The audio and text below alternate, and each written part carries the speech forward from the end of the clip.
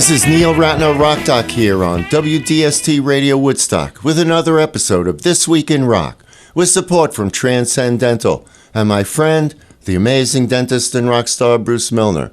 Visit Transcend Dental, his stunning new office at 2 Maverick Road on the corner of Maverick Road and Route 375. Kurt Cobain was born on February 20th, 1967.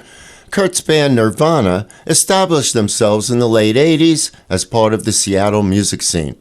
Cobain was known for his angsty songwriting and anti-establishment personality, and the band developed a sound that relied on dynamic contrasts, often between quiet verses and loud, heavy choruses.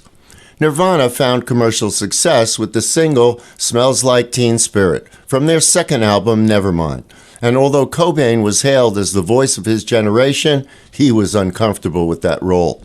According to Cobain, when you're in the public eye, you have no choice but to be raped over and over again. They'll take every ounce of blood out of you until you're exhausted. To make matters worse, Kurt was often in the spotlight for his tumultuous marriage to fellow musician Courtney Love.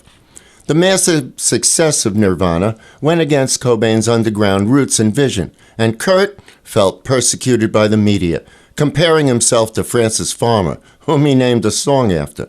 By the end of 1991, Cobain's heroin use had developed into an addiction, which when added to the personal and professional pressures of fame, became too much for Kurt, who took his own life in April of 1994. Chris Novoselic, Kurt's bandmate and friend, spoke about the intensity and genius of Kurt Cobain in an interview he did a few years ago. Kurt was like, he was counterculture, but then he also really wanted to be really famous. Like he was like a windmill, and he would just say one thing and then he would like change his mind on it.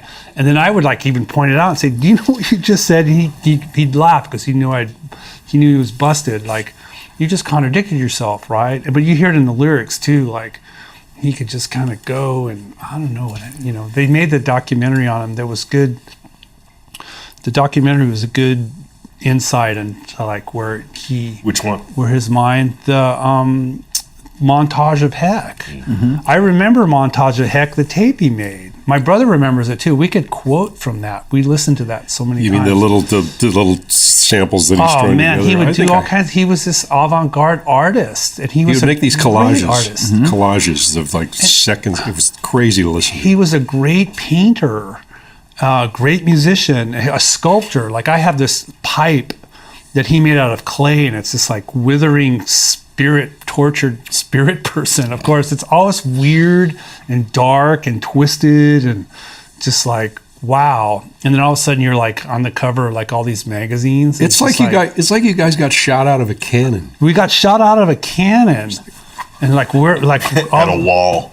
At a wall or something. It's like, what is this world we're in? And then he had his own thing. He had to deal with that drug addiction, and that's what tore him down. He just couldn't. It was too powerful. Just should have never happened. According to Nirvana producer Butch Vig, the song Come As You Are, written by Cobain, is about acceptance and about misfits. You're cool, no matter how screwed up you are. Okay, let's listen. Nirvana and Come As You Are.